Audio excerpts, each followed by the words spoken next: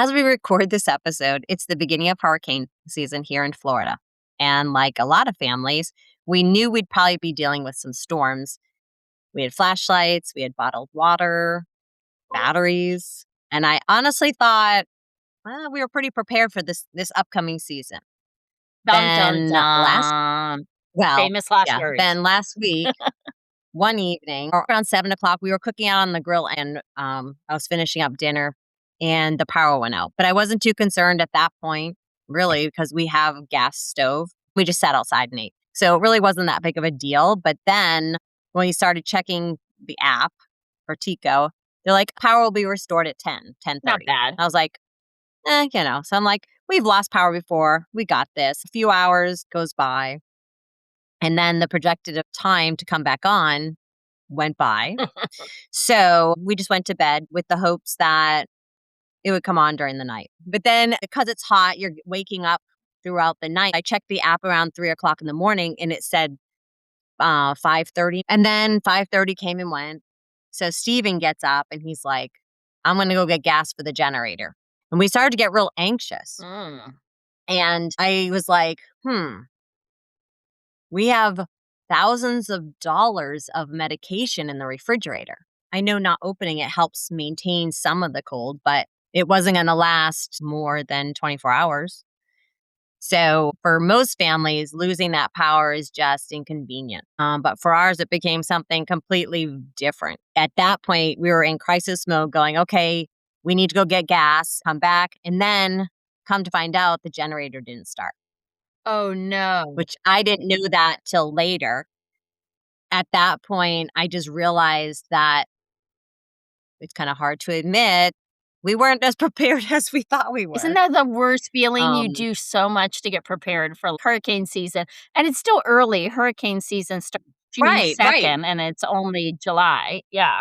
Yeah. And we typically it'll be August, late August, September. So it really wasn't just about panicking just because it's an inconvenience. It was discovering the difference between thinking you're prepared and actually knowing that, yeah, you're prepared.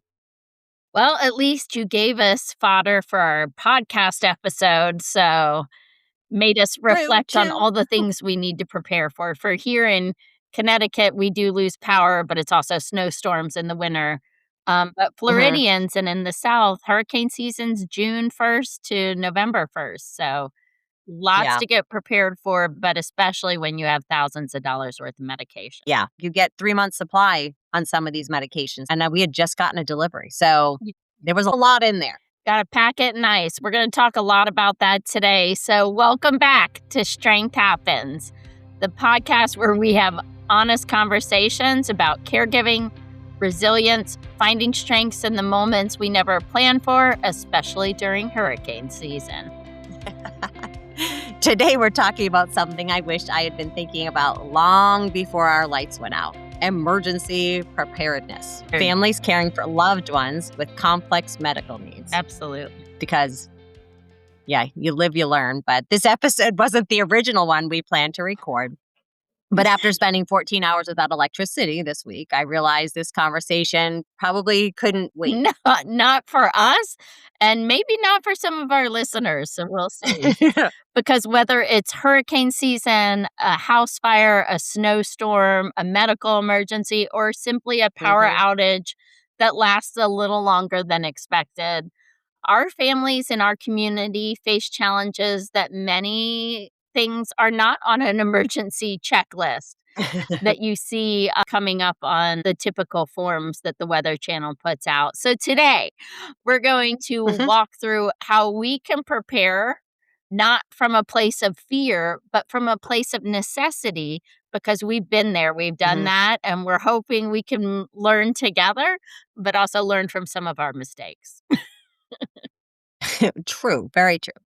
And after the power had been out for a little bit, my mind started going in a completely different direction.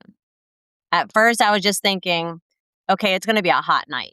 And I had to listen to the kids complain that we didn't have the air. And the neighbors had actually set their generator on. You could hear it. And I was like, that kind of seems a little bit much to be doing that right So now. early in the power outage. Yeah, like just a couple hours in. But I was like, oh, okay, well, then I realized that wait a minute, we got all that medication in our refrigerator right now. And that's not something most people ever have to think about, right? That expensive Mhm. meds. We're similar to you all. We have thousands and thousands of dollars of medication that needs to be room temperature. In the summer months, if the Mhm. power goes out, we're in trouble. And in our case, in the winter months, we're in trouble if the power goes out and the house gets Oh, to be 40 degrees. We have to keep it at that room level. So these are things that yeah. not every family has to think about. But when you do, you start to think about it quickly, as you did. Well, and I think a lot of people, a power outage means melting ice cream or get the meat out, start cooking Yeah, the meat. right. Or, and for our families, it can mean wondering whether life sustaining medications are still safe to even take. I remember in the past when we've lost power for a significant amount of time before we had a generator, I would have to call and make sure it had been good to still give to her. Right, because you don't know what if it goes above or below. We've had that too, Hmm. and you don't know if insurance is gonna approve to Right. replace that medication, and we're talking for my kids, it's 10,000 a month, so 2 kids, that's $20,000 Hmm. worth of medication, and as you said, if they give 3 months supply, we're talking $60,000 worth of Yeah. medication insurance it may not replace, so we have to be super Right. cautious. And the hard part is power companies can't always tell you when it's gonna be back on. If there's trees down, we've had a couple Right. storms lately where roads have been blocked by trees and there's power lines there. The tree companies have to come before the power company can come. Yeah. Because they can't even get to it. Exactly. So there's so many factors playing a role that these conversations are so important to have. Right. And as the hours kept passing, as we kept waking up in the middle of the night, I realized I had all these questions that I'd never really asked before. Questions I wish I had answers to before I needed them. Like, what will I do? I think this is something that many caregivers can relate to, Janine. So I thank you for your vulnerability and sharing your own Yeah. experience. Um, My own ineptness. uh, well, hey, you don't know what you don't know until you're in the middle of it.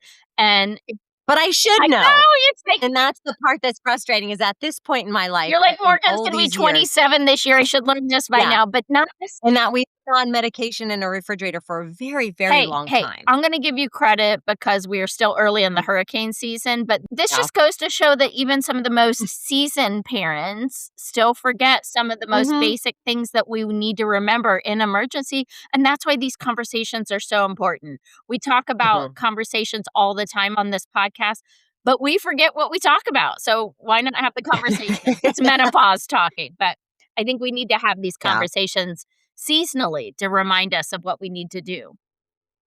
Yeah, have a day like June 1st when you start hearing, get ready, get your kits ready for hurricane season. That's when you really should be revisiting, do I really have everything I need and do I have a plan? Because what your plan was last year may not be, maybe you bring it over to someone's house that has a generator hooked up to their entire house that they're not going to lose power. You could bring it to them, but maybe they move.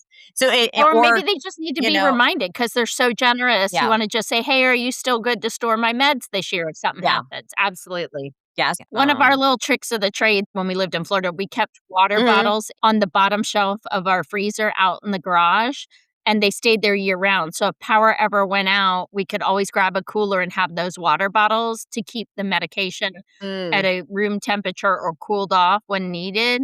And then we had the Until you water could to get, drink afterwards if we once it yeah. defrosted. So But it also gives you that transition phase too, that if you have to transport the medication, you can pop it in there. exactly, You have what you, exactly. It gives you some time so you're not yeah, thinking of it at 2 in the morning. exactly. So I thought maybe we'd walk through some of those questions together because if I'm asking them, I have a feeling that some of our listeners might be asking them too, or not even know what to That's ask. a great place to start. The first question would be, do you know which of your loved one's medications have to stay refrigerators? I know which ones, obviously, because I'm giving them to her.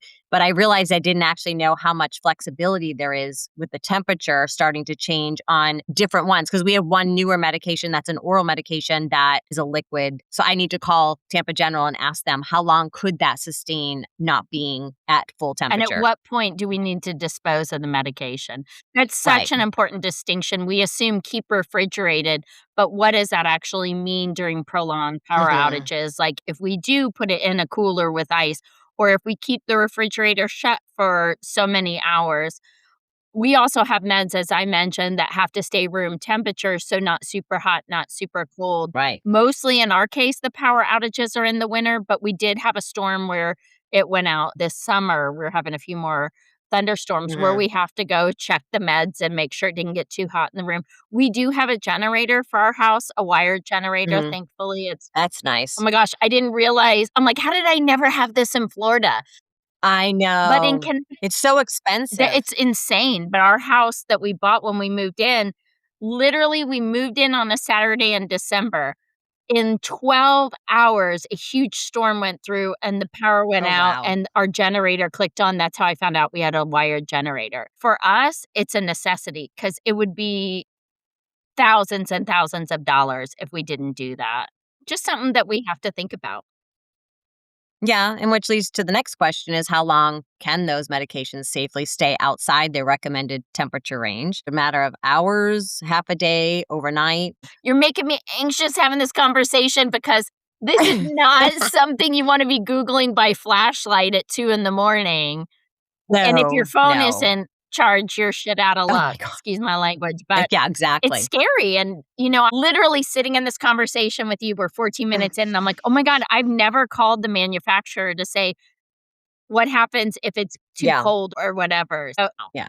Well, and that's a great point is that you said you could call the manufacturer, but you could also call the specialty oh, pharmacy or your healthcare team during that's the calm times. well, that's a great point, but you're right, it can't be 2 AM, they have to be ready to answer the phone. Yeah, Another but question I was thinking about was if the power stays out longer than expected, what is your backup plan? Did you have a yeah. backup plan created? In the past, we would just get the generator going. But 2 seasons ago, we lost power one time, I wanna say it was 6 days, Yeah. was one of the bigger hurricanes, and during that time, the generator didn't work at first. So Steven and a neighbor is, like, fixing it in the driveway.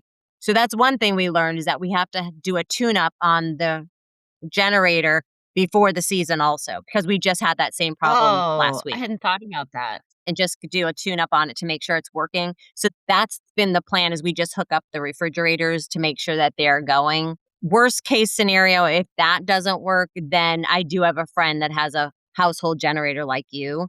But I still feel like I do need one other backup to that because you never know. When we were in, Florida in the Sage House, we had I wanna say it was 7 to 10 days. Maybe it was the same season you had the 6 days because there No, because you used our generator that year. yeah, and we didn't even get it right away. We Right. ended up having our power was out for 10 days, and our neighbor Hmm. actually had their generator going before we borrowed yours, and they kept all our kids' medicine. We panicked. We're like, "What are we gonna do?" And we were like, "Are we gonna drive it to my mom's because she had power?" But it was such a bad storm. Roads were shut down, power Yeah. lines were down. They're like, "Don't drive." And how many years have my kids been on fusions? 15 years at that Right. point. And I didn't have a backup plan, and it's like Yeah. where you were this time, and, until it hits you hard, you don't really think about it, and it's not just Yeah. medications, think about all the equipment that depends on electricity. Right. Between feeding pumps, oxygen concentrators, Suction machine yeah. wheelchair chargers, communication devices. Morgan's iPad, I know it's might not be a big deal to other people, but for her, that's her life. That's That's how her she communication, her manages through the connection. day. And right. So for her, even something as simple as charging an iPad, it really can get stressful before the season or when I know a hurricane's coming. Every one of those Gets external charged up. charging boxes is all hooked up. And I went to Aldi last week and I bought 3 battery fans so we can all have one. Hallie was on an apnea monitor, and so was B when they were little, and it Mm. would alarm a lot. I remember during hurricane season in the early years, we got a weather radio that was hand Mhm. crank. It could hold a charge, and it had a power outlet and phone chargers. So we would charge the apnea monitor. Oh, So that's pretty yeah, cool. I think John's dad actually helped us with that one. Oh, I hadn't even thought of that. It just changes the way you think about emergency preparedness. Mhm. We came up with a backup plan early on. I don't know if people know this, but we registered our family with the local electric company. In our case, it was TECO. Yeah, we've never done that. Oh, it's so worth it. We were on the tree line house, and we were placed on an emergency response, so when power went out, we would go on a priority restoration list. So if power went out, they Mm, would get our power back on within 24 hours, but it was often within 2 hours. wow. And they come out and did an assessment of what machines our kids were on and what medications they needed. They were fabulous. And Yeah. then it gave us the priority for electricity during those huge storms. We Mhm. also packed our supplies for specific emergencies, and we kept extra medications on file just in case. And we also arranged with our local hospital to allow us to store the medication there if none of our local friends could help us supply the medication.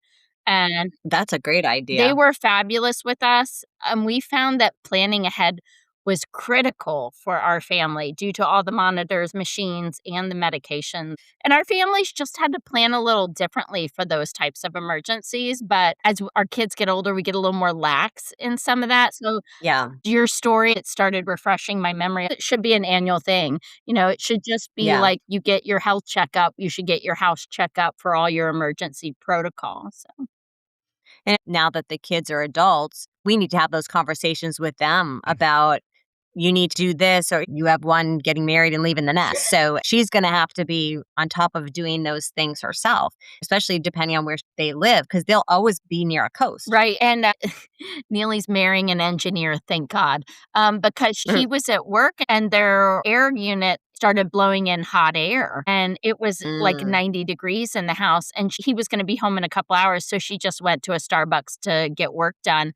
But when he got mm. home, he was able to actually fix the air unit. Otherwise, she couldn't have stayed there. They would have had to come over Yeah. here or get a hotel because when you have a heat-related illness, these times are very difficult, and storing all her medication in that temperature. Right.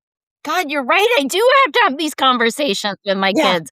Yep. Janine, why is it we're literally talking about this and you're just reminding me I haven't had that conversation yet? Well, I guess it's good because you haven't had to. Yes, thank So at you. least you're going to be ahead of the game and not playing catch up.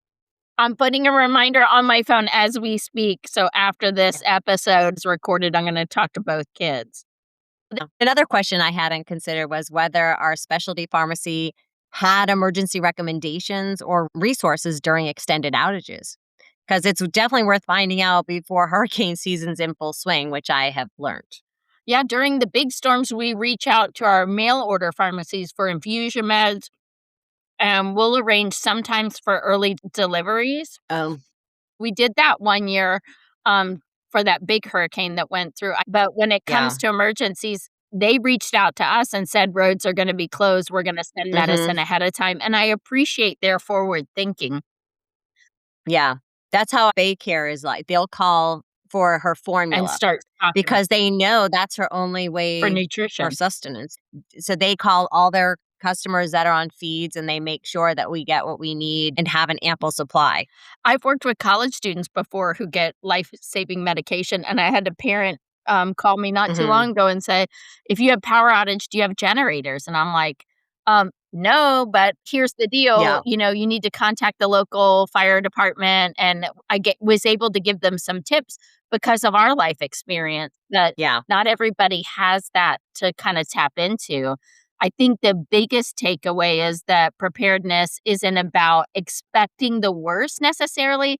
It's about giving Right. yourself one less thing to worry about if something unexpected does happen and needs emergency Right. response. That's exactly it.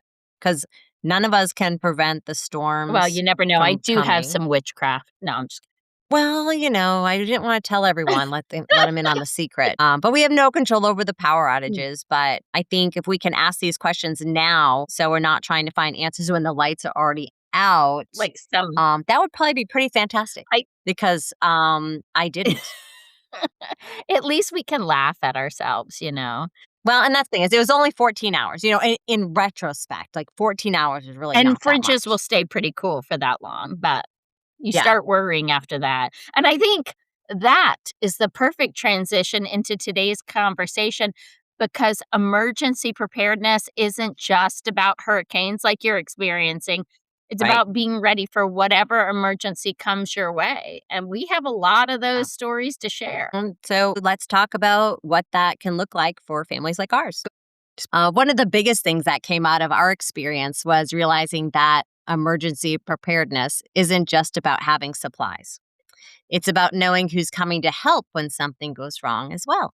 And I don't think we always think about that until we're in the middle of emergency when we do have to dial Mhm. 911, and our families may be dialing 911 more than the average family. But we may not know who is actually responding or what information they may need from us until we've been through that experience. Yeah, and depending on what's happening, you could have a firefighter, a law enforcement officer, EMTs, or all three arriving at your home, and each of them plays a different role. When you say baby not breathing, they come quick and they all come, as we will share in a few minutes. So let's break that down a little bit because understanding what they do can help us be better prepared before we ever need to make that call. And I think when most people hear fire department, your immediate thought is house fire. Yeah, and there's so much more. Because to be a Right. firefighter, you also gotta be a paramedic. For us, we learned early on to reach out to our local firehouses and actually introduce ourselves when we first moved to a neighborhood. I took the kids down to 2 different fire stations when we moved to Valrico, the 2 that were Mhm. closest to our house, because those are most likely the ones that are gonna respond, Mhm. and introduced our family, and we talked about the type of medical emergencies we've had in the past when we've had to call 911, and we took cookies with them and little treats. We called ahead, we asked if it was okay, and they said, "As long as we're here, come in." They were fabulous. I did this because when we lived in Nashville when Hallie was a baby, she was choking. She choked a lot on her own saliva, and we had to call 911. And I remember John was holding her over the sink trying to suction her airway. And I was on the phone with 911, and it rang 6 times, Oh and my no one gosh. picked up. And we panicked. And then all of a sudden, I remembered our pediatrician was a mile away and they had an emergency phone line. I called that Okay. line. They picked up immediately, said they would get the crash cart waiting. We jumped in the car. Fortunately for us, Hallie's airway cleared in the car, but we still Mhm. ended up having to be admitted. But we needed that experience because it was scary. You think 911 is there all the Yeah. time. Wow. That must have been terrifying to think you're calling 911 that's gonna pick right up because that's what you expected to happen, and it didn't. And I can completely understand why you wanna build that relationship with your local fire department after going through something like that. Absolutely. And sadly, it doesn't always change. That was when Hallie was a baby in 2000. And this year, Neely had to call 911 and they took 2 hours to get to her. She was low Yeah. priority. So there's Yeah. still response issues and still things that really scare us when it comes to emergencies. Yeah. But I think it also highlights something many people don't realize that firefighters do a lot more Mhm. than respond to fires. I think they're often some of the very first medical responders to arrive on site and they respond to medical emergencies. They help with lifting people that have fallen. They assist with evacuations and in many communities they'll even do home safety visits. Absolutely. Absolutely. Yeah. So I think building that connection before an emergency happens can make everyone, especially the littles, feel a little bit more prepared when every second counts. And I think it also builds that relationship with you and your first Mhm. responders where when you do have an emergency, you're on their radar and they're like, hey, that's the family that has this, this, and this. So they're really attuned to your needs. And if you have someone in your home who uses a wheelchair, has limited mobility, or Mhm. depends on that valuable medical equipment, that's a conversation worth having before an emergency happens. We had to call Okay. 911 for B when they were a baby due to issues breathing. When you call and say, baby not breathing, we had actually called all children's emergency line. Mhm. And the nurses said, is that grunting the baby? And I said, yes. And the nurse said, that's not breathing. You need to call 911. Oh, So and it wow. was New Year's Day. I called 911 at 2 AM, said, "Baby not breathing well." We had EMT, firefighters, and police in our living room within 2 Wow. minutes. It was insane. They moved so fast. One thing that I had done for Hallie was have a health history with all her diagnoses, medications, specialists, surgeries, hospital stays, and so much more. I think we talked about Mhm. that on a previous episode in season 1. Mm. But I put a copy of that in a basket by our front door, so if I ever had an emergency happen, we could grab it when fire rescue came, when we jumped in an ambulance or we headed to Mhm. the ER. But when B had this emergency at 8 months old, I had totally forgot I hadn't developed a health history for Oh, them, and right. I was tired and stressed and scared, and they started to ask for health history, and I couldn't remember Mhm. everything, and I was like, "Well, they have some medical issues, and we're dealing with this, and there's a history of this," and I just couldn't Right. grasp it. And John and I were debating about whether or not B needed an ambulance ride because at that point we Mhm. had gotten the breathing stabilized and it was so expensive to transport by ambulance, even after insurance. But I just said, screw it. It's 3 a.m. It's New Year's Day. We're going with the ambulance. Mhm. We loaded up. And as we're in the ambulance and they're shutting the doors, it hit me. I went, oh, yeah, the baby coded on me at 2 months old. And the paramedic was like, "That is important information. That's an immediate ambulance ride." And he Mhm. said, "Have you ever considered writing a health history for B's emergencies?" I'm like, "I did that for my other child. I swear I'm a good mom." But I hadn't started it in time for that emergency.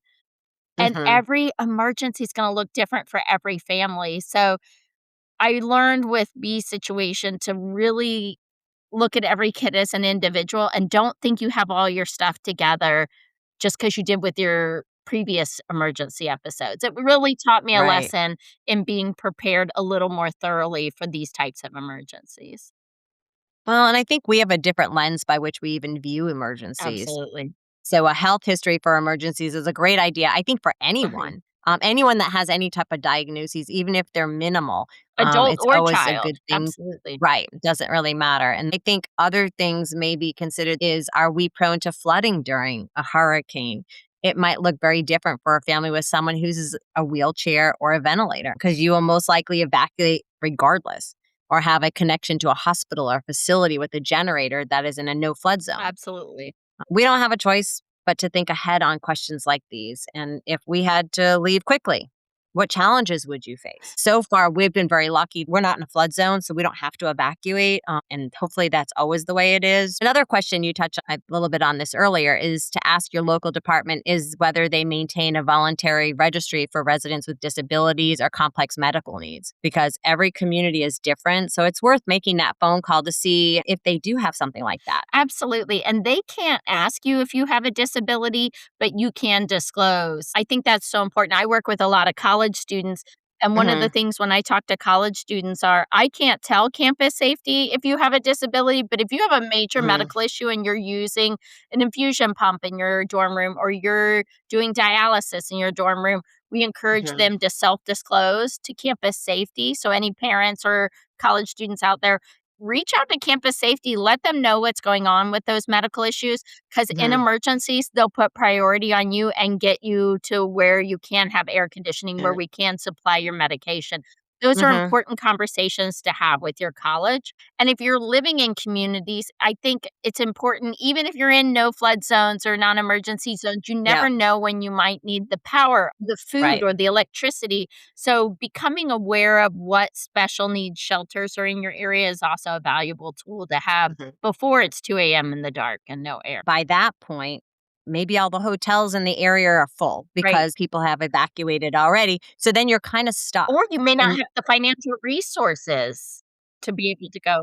definitely knowing where your shelter is that has the ability to provide services. Absolutely. Fire rescue is phenomenal in the work they've done. I can't speak highly enough of all the ones who come to our house on many occasion. And the police department's also valuable. So why don't we switch gears a little and talk a little bit about law enforcement? Because I think this is another area where planning ahead can make such a difference in our families' lives. Absolutely. Police officers may respond to medical calls, wellness checks, missing person situations, or emergencies where someone has wandered from home. Yeah, and for many of our families with individuals with chronic illness or disabilities, and especially with those with nonverbal individuals, they may be autistic or have intellectual delays.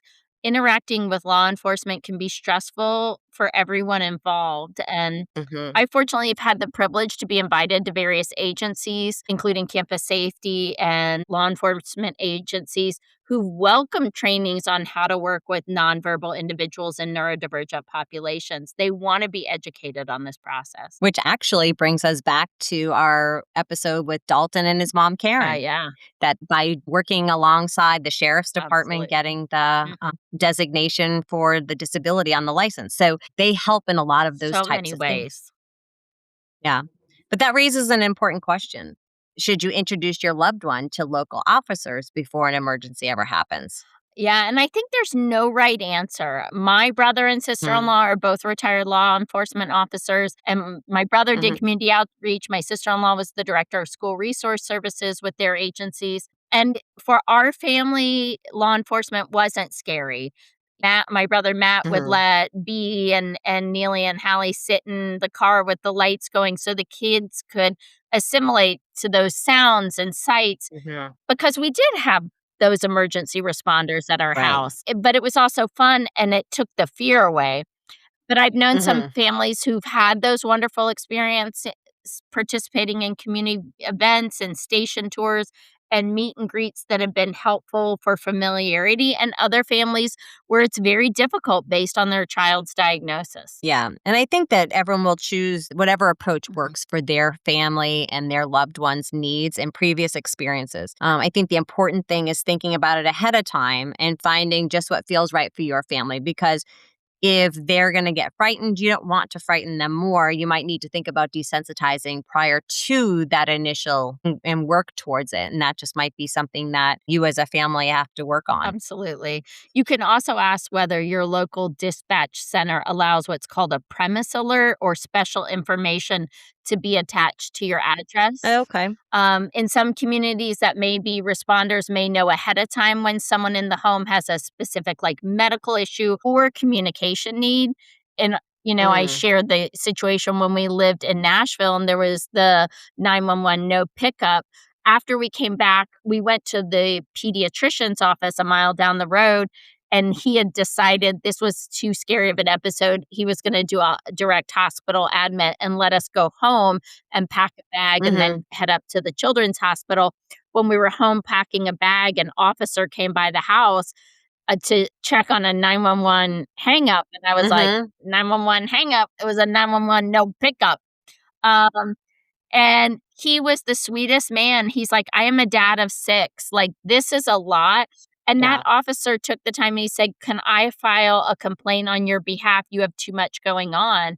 And he filed that Mm. complaint for us so they Mm. were aware of what happened. And then we became registered with the local law enforcement center. And that was in the early years when I didn't know that we could do that. And it was so nice that Mm. someone in the agency took initiative to help us through that process. Yeah, it reminds me of something that happened at our house many, many years ago. And it's another reason why these conversations with local law enforcement are so important. I It's a remember hard I was story gonna to say, I tell. remember the story. This Yeah, is a tough one. it is. Because, well, you'll understand. But Steven and I were out of town and we had my mom staying at the house with the 4 kids. The twins were infants. They were probably 6 months old, Oh, maybe. wow. And we had an extra bed in there.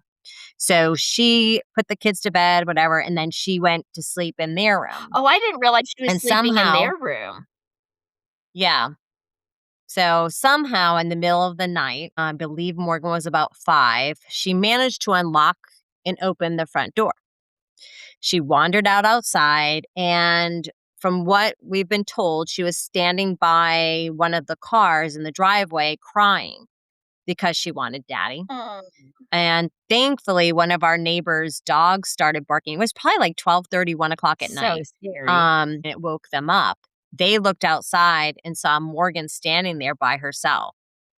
And then the next door neighbor noticed the front door was standing open. And so naturally they were concerned and they called the police because they weren't going to walk into the house. Oh, because they thought, what if someone Um, had broke in and Morgan got out? who knows? Yeah, you don't know. This So the just gives me officers chills every time I hear this story. no, it still gives me a pit in my stomach because we were building a pool in the backyard, Oh, and at that time, it was just an empty shell. So much could have happened. And the officers responded because all they knew that there was a young child standing outside of a house in the middle of the night. And at that time, Morgan had very limited verbal communication skills. She wouldn't be able to tell you why she was outside, or she couldn't explain who she was. Yeah. They entered the house and found my mom sleeping, scared the crap out of her because they basically put the flashlight in her eyes and woke her up. Her poor mom, she probably felt horrible. Well, and she didn't wanna make the phone call. She called us the next day, and she told me, I was like, "Oh my god," I just wanted to cry. She thought we'd be so mad at her, but It's not her fault, it's just it scary. no, it's not. It's just what happened. I remember Steven, like, we were just beside ourselves. We wanted to go home right then and And you were there. on a cruise Um, or no, we were in Oh, okay. Vegas. Hey, having fun, Yeah, on a company but you trip, wanna so, jump on a plane and um just come back. yeah, and just hold her and validate that she's good, Mhm. that she's fine. But she had my uncle come over the very next day. He installed another locking mechanism I, higher up on the door. that was Yeah, and smart. we used that through her whole childhood. We used that every single day until we moved out of that house. And looking back, I'm incredibly grateful for observant neighbors and the caring officers. But it also reminded me that first responders only know what they see when they arrive. Oh, such an important They don't know her diagnosis. They don't know how she communicated, or what's typical for your family unless someone tells them. and for the nonverbal population, that is so critical, any emergency, Yeah.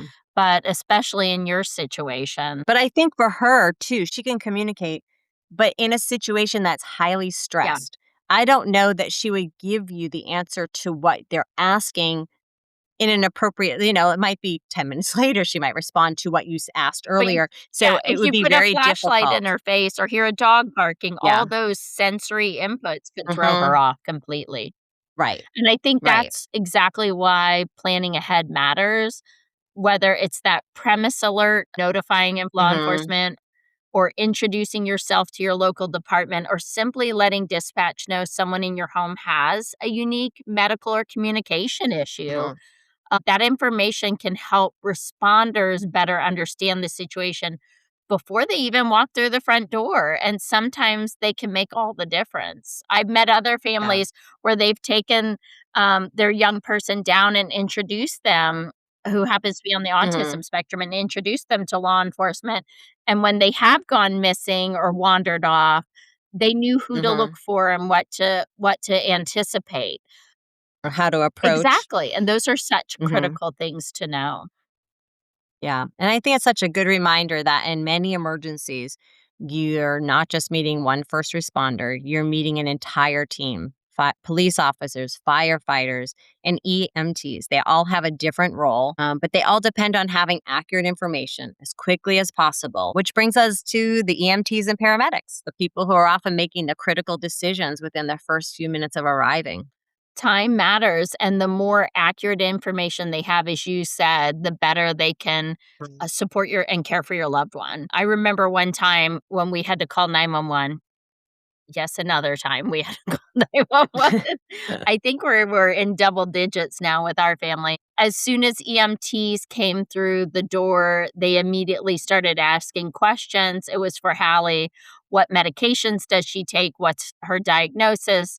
Does she have any Mhm. allergies? What's normal for her? They were common for professional, but I remember thinking, thankfully, Hallie was a bit calmer than me. I had grabbed her health history by the door and was able to go through what we had done already. In this Mhm. situation, she had had an anaphylactic response to her infusion medication. It's rare, but it happens and you have to be prepared for it. So we always have Mhm. EpiPens on hand. And so we had administered the Epi. We had started a breathing treatment and we were nebulizing her when EMTs, police officers, and firefighters were in our living Wow. room. And I had her health history by the door. I grabbed it. I handed it to one of them while I started being able to talk about what we had already done, what was happening. And they were able to review her history with me and do an EKG in the living room to help us stabilize her for transport. So, in that instance, it's one of the times we had everything in place and we were ready for that emergency. And I had played through that emergency many times.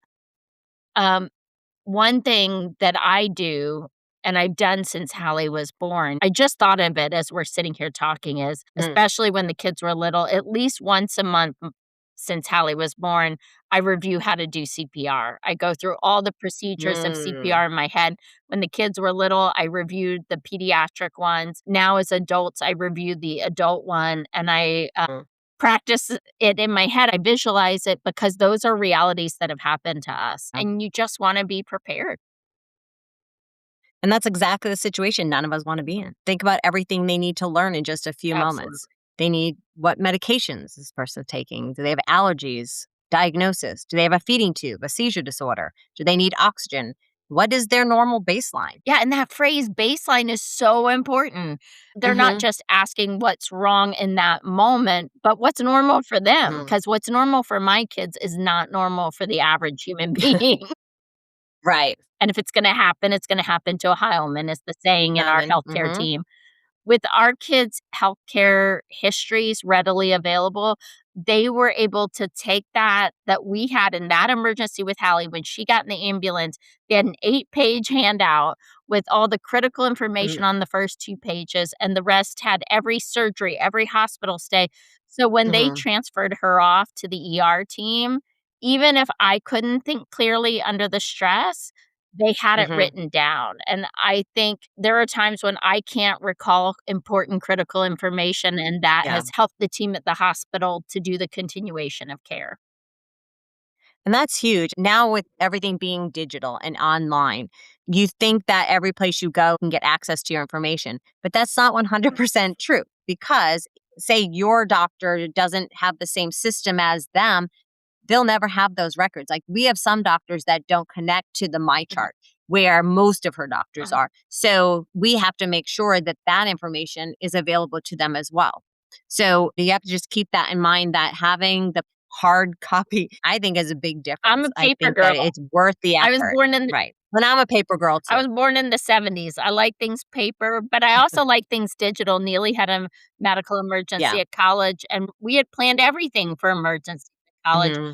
except that medical emergency, Yeah. and so we had never bought her an emergency band, and we bought her a bracelet, and they now come with Hmm. QR codes that link to a website, and you can have that whole health history I had printed by the door could Hmm. now be just scanned, and they're trained to look for those bracelets, to look for those Hmm. necklaces. It's so Yeah. important to have that information so quickly. I think it's important that if your loved one's nonverbal, has involuntary movements, or communicates in a different way or a very unique way, responders need to know what's typical for them so they can make the best decisions as quickly as possible because the worst thing they want to do is set that person off and not being able to administer things as quickly as they need to. So true. Anything we can share in a quick manner during that emergency when we're not always thinking as clearly is going to help them do their job to the best of the ability and take that weight off our shoulders. Yeah. And that's why having information readily available is so important. And you mentioned something earlier about your kid's health history that you created emergencies. And we did say that we've had one on a previous episode. I can only imagine how valuable it is in that moment when you can't think straight. Your mind's racing a million miles a minute. You're so concerned about what's going on with your child's safety and their health. It's been a game changer for us in so many emergencies that our kids have faced. During the moment when one of my kids can't breathe or had a significant head injury, the adrenaline is Hmm. pumping. I hear the buzzing in my ears from that Yeah. adrenaline. I can't remember my own name, let alone lengthy health information. I mean, that's why having everything for me written down in one place by the door when we're waiting for the Hmm. first responders to come is so critical. It's the simplest things that you can prepare that help us get ready for those emergencies. There are some years where we never touched it, and there's others where we needed to reprint it every 3 months for another emergency. Yeah. Or just to add new medications or new diagnoses. Think of it as a Yeah, snapshot of your child or your loved one's medical history, and as you said, you have to constantly update it with new yeah. medications or allergies. And it isn't about creating this huge master No. binder. You just need the most important information that they need at a moment's notice. They don't need every single detail. But like you said, if you do a snapshot at the beginning and then your supportive pages can be We all always that other information. Hallie's health history was pretty extensive, so the snapshot was 2 pages. My other kids, it was 1 page, but I can't Mhm. tell you how many ER doctors and physicians would thank us for that information or new specialists because it was a concrete document they could just add into her folder, her Mhm. file. Some of the information that is just the bare bones, their full name, their date of birth, then they can look them up in other hospital histories to see if they've been admitted Mhm. and find those other previous records. Your current address. I can't tell you how many times with 911 I grabbed that health history just to know where we lived and be like, "It's da Oh da da da gosh. da," 'cause my brain wasn't thinking. Yeah. Emergency contacts. I had John's name and number on there, my mom's, because I was the primary caregiver at the time. So if something happened to Mhm. me or I couldn't respond, they could reach out to them. And primary Mhm. doctors were huge for us, pediatrician, specialists, and their contact information. Mhm. Also, we included, I get all excited about this because it's so Yeah. important to me.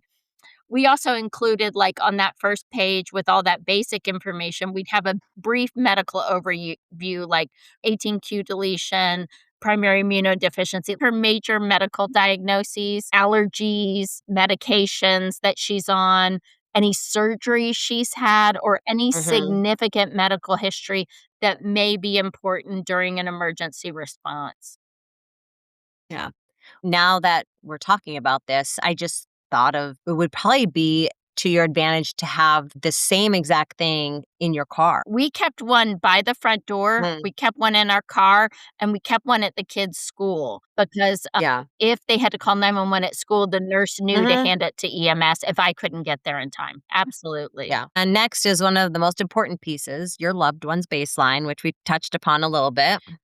We can't say that enough. If your loved one is nonverbal or has limited mobility or communicates with an augmentative device, or in Mhm. Hallie's situation, had non-essential tremors or had Right. involuntary movements due to her low tone. Those things are important to understand. We didn't want people to think Hallie was having a seizure when she was having a Yeah, non-essential right. tremor. So understanding where their baseline is so they can know how significant they're off that baseline. Yeah. And some examples you might write are nonverbal but understands simple Mhm. directions, uses an eye gaze device to Yeah, communicate, normally has mild yeah, tremors, may not make eye contact, requires assistance with transfers. But just those few sentences can give a responder valuable context. absolutely. And when it comes to medications, we always include medication name, dosage, when it's given. So if we call it 2 a.m., they'll know she typically has her medication at 8 p.m. We'll also include any medication that should never be missed or any medication allergies. So a couple of my kids do have significant medication allergies that are critical that they're aware of. And another thing is if your loved one has a feeding Mhm. tube, include the type of tube, the feeding schedule, your formula, the brand, type, and all the information from the formula. If you're on a pump, do pump settings and whether it's given by a bolus. Absolutely. Or if they have a seizure disorder, include their typical seizure activity, rescue Mm. medication, when it should be given, or when to normally call 911. We always had this information when we had caregivers. The rare time we'd have a babysitter, we did have a nanny for a Right. year. She felt very comfortable with all these emergency procedures, and we provided all this information to her for that Yeah. reason. And don't forget medical equipment. Oh, The oxygen settings, CPAP, BiPAP, suction, mobility devices, anything responders need to know the moment they arrive. absolutely. I would also recommend including preferred hospitals because you have a Hmm. choice, especially if there's Right. one that knows your child well. The pharmacy you use, information, and copies of insurance card. We always stapled that at the beginning of every year to the health safety that we kept in the Hmm. little basket at the front door. And another tip, don't make this a one and done. No. It's every time there's a medication change, a new diagnosis, or a new physician, especially when you're changing from peds to Yeah. adult, take a few minutes to update your information sheet. And sometimes that's updating way too often. Other times you may go 6 months without updating, and that's a celebration in and of itself. I know that can sound like one more thing to add to an already full plate when you're caring for your kiddo with some special issues, But if there's one Mhm. lesson that I've learned with having to call 911 so many times, it's that preparation today can make an incredibly stressful situation just a little bit easier for you should it occur. Yeah. So that's why we've created an emergency medical snapshot that you'll be able to download and personalize for your loved one. It's designed to be a quick reference document that you can hand to first responders or emergency room staff when every minute counts. And you don't have to use it verbatim, it's just a starting point. But if it's something that It's just a resource. inspires you to actually do this, that you haven't done it yet, it's a quick download, it's free. Fill it out, keep a copy in your emergency go bag, one in the kitchen, one in the glove box of your car, like, put one by your front door, save a digital copy on your phone, all That's those a good things idea. where you never know when it's gonna happen. Hopefully, you'll never need it, but if you do, Mhm. trust me, you will be so glad it's there. Take it from a mom who's called 911 too many times. Mm. You can also buy your kiddo an emergency bracelet with that QR code that links Mhm. to a web page where you can include all that information. We'll see if we can find a couple online and link that out in our blog or in Yeah. our show notes. Yeah, those are a lot of great ideas. And speaking of go bags, let's talk about it. Every medically complex family should have packed and ready to go before the next emergency. So let me preface with my Mm, go bag 26 years ago was very different than my go bag then because yeah. my go bag used to have a roll of quarters for the vending machine. Now you can scan it with your phone Yeah. and your debit card, but there's so much more we can include in our go bag. Something you can grab in a hurry. When my kids were super little and Hallie had more critical needs, we kept one actually in the car. It's another lesson from our recent power outage that we realized we had supplies, but we didn't necessarily have everything organized and ready to go if we needed to leave the house quickly. And I discovered recently with Morgan at school, Oh. she had dislodged her feeding tube, which she's never done. So I Morgan. wasn't home. She didn't have stuff at school. So I had to drive home, run around the house, Find the put backup. things together, and then go back out. And thankfully, with the feeding tube, she's only 15, 20 minutes from the house. They stuck some gauze and band aid. They covered it, kept it Until you could get there. as clean as they could until I could get there and kept her separated from everyone. But I learned fast that I need to think ahead of things like that. But she had never done it before, so I just never thought of it. So now I have a whole to go pack for fixing her feeding tube in her backpack. And then I also made one for the car. Well, look at the So, many things we're learning from Janine and yeah, her lack. I know in my No, ineptness I was once gonna again. say in a Yeah. little bit of lack of preparation, who would have thought? And Yeah. sometimes, just as an aside, our insurance company, when Hallie was little, authorized an additional, Mickey button for your feeding tube supplies Yeah, we have for an the, extra one. emergency bag. So we got Yeah. an extra one just for that reason. Yeah.